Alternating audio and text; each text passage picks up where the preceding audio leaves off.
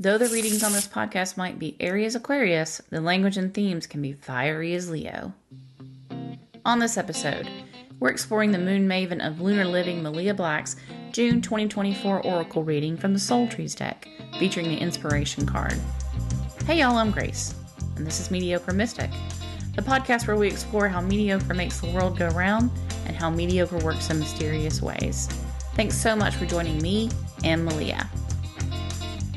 Please take a moment to subscribe, follow, rate, and review Mediocre Mystic on Apple, Spotify, YouTube, or any of the platforms where you find your podcasts. Moving into June, we have the inspiration card. This is all about writing down the days, okay? Becoming inspired through journaling, through collecting our thoughts, literally collecting our thoughts together. So in the day and age of social media and all of those different things, just good old-fashioned journaling has somewhat fallen by the wayside for a lot of people. It's going to be time to reconnect to that, to free write, to paint, to do art, to get out into nature, like to do those things that really don't require the digital, and that kind of bring us back to our origins. So letting that be our inspiration, because that's where it all began, right? So finding our inspiration. So under the June new moon, the question you want to ask yourself is, how can I connect back to my thoughts, my ideas, my creativity? And like I said, maybe that's you get a new journal and a new set of really cool pens and you do that. Maybe you start journaling again. Maybe you buy some canvases and some paints and you are creating art. Whatever, maybe it's music, whatever that looks like for you. Get off the digital for a bit and connect back to yourself through that creativity and let that inspire you.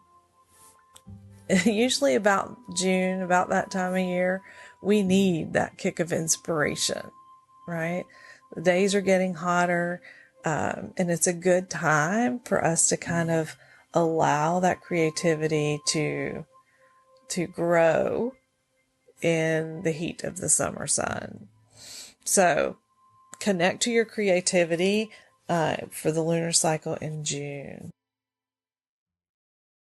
So I recently spent a weekend away alone to unplug in nature. It's not easy to get away for so many reasons: finances, family, work, friends, commitments of all sorts, as you well know. I've had a really tough few months, and I felt like things were closing in on me.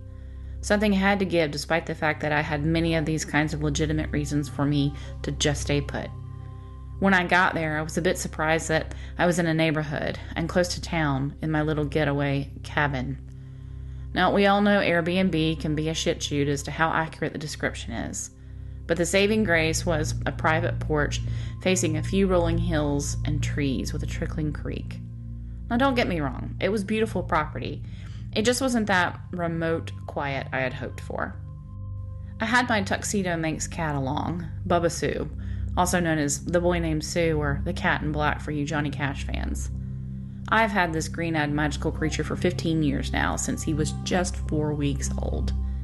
It has been my joy to call him my companion. Bubba has always had immense confidence, flexibility, and security. He just rolls with things no matter what.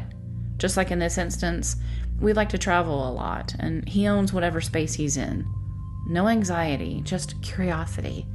No hesitation, just relaxation. It's one of my very favorite things about him, and I find it really stunning each and every time I witness it. I always say I have a lot to learn from him, so what better time than now to roll like Bubba? Just as I was about to attempt this grand practice, I hear bickering outside from the grumpy old couple across the way, and I notice they can see right in the front of my place. So, no natural light from that wall for me.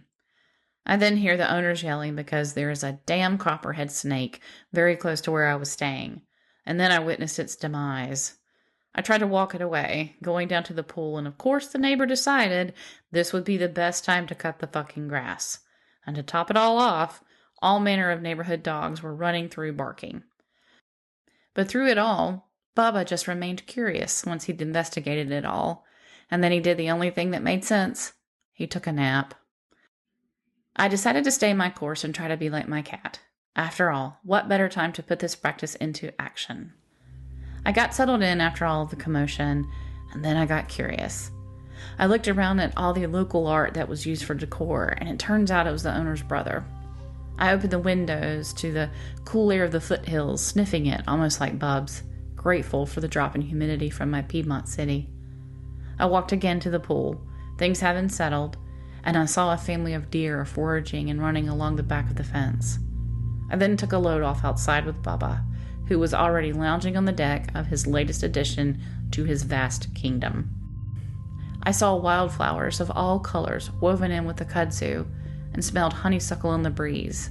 I listened to the birdsong and the trickle of the creek. Though it was faint, it was soothing. I picked up a few mulberries that had dropped from the tree above and tasted the sweetest bite I've ever had off of a mulberry tree. And all of a sudden, there it was. Inspiration. So I decided to pull out a poem I've literally been working on since college. I figure it's about time I finish it. Sometime this year, anyway. You'll be the first to know, my dear listeners, when I share it with you. I brought it back with me, and I've been doing just a little writing each day. And I can't believe the uplift it's given me. Creativity truly is a practice that is healing and transformative with the smallest of efforts. I was reminded inspiration requires relaxation, and creativity requires curiosity. As always, I'll leave you with Melia's question to us. How can you connect back to your thoughts, your ideas, your creativity? And one extra question this month from me. When you're feeling overwhelmed, just remember to ask, what would Bubba do?